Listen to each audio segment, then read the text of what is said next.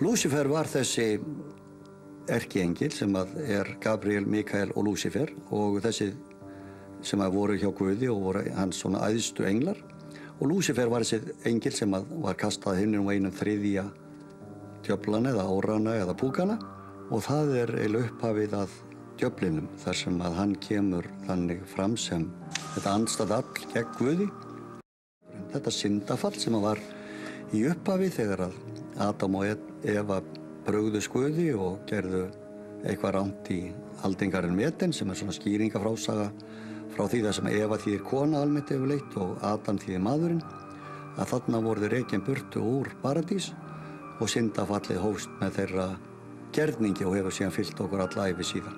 Með tímanum þá hafa fleiri og fleiri leitað til mín til að láta hreinsa hjá sér heimili eða aðra staði þar sem að þarf að vísa ákveðnum öndum í burt eða jafnvel að reka út. Það nefnilega nokkuð algengt að þess þurfi hér á landi. Og þá byrja menn að titra allir eins og sem flog og djöfulgang og öskra og æpa, falli í gólfið og þá kemur einhver og segir sko, far þú út illi andi í nafni Jesú Krists frá Nasaret, þá segja vík þú burtu og far þú og yfirgefðu þannig mann og hreinsaðu mann. Og þá svona hættir hann að titra allur og þessi mikla mæði og djöfulgangur þess áttar og hann fer að anda hægar sem hann hafði gert eins og væri bara að koma úr langhlaupi og færi svona friður yfir hann. Þannig að ég í þessu tveimur tilvikum að þá hef ég sannfærst það að það geti verið að menn séu andsetnir. Það hægur vanda að finna illsku meðal mannana.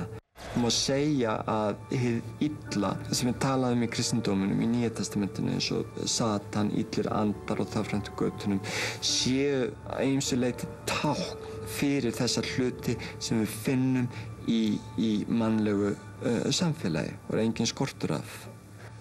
Ég tók næsta flug heim. Ég gat ekki bara mætt á staðinu og framkvæmt særingu. Það þarf alveg sérstakt leyfi kirkjunnar til þess. Þeir báðu mig að skoða stelpuna aftur og koma með gögn til þeirra. Ég hef aldrei kynnst svona mætti áður. Hún var bara of sterk. Þrátt fyrir þessar sannanir þá var hún bara send í aðra geðrannsókn. Það var aldrei látið reyna á særingu. Ég náttúrulega mótmælti eins og ég gat. Ég var bara álitinn í ójafnvægi og ekki hæfur til þess að dæma það hvað væri stúlkunni fyrir bestu.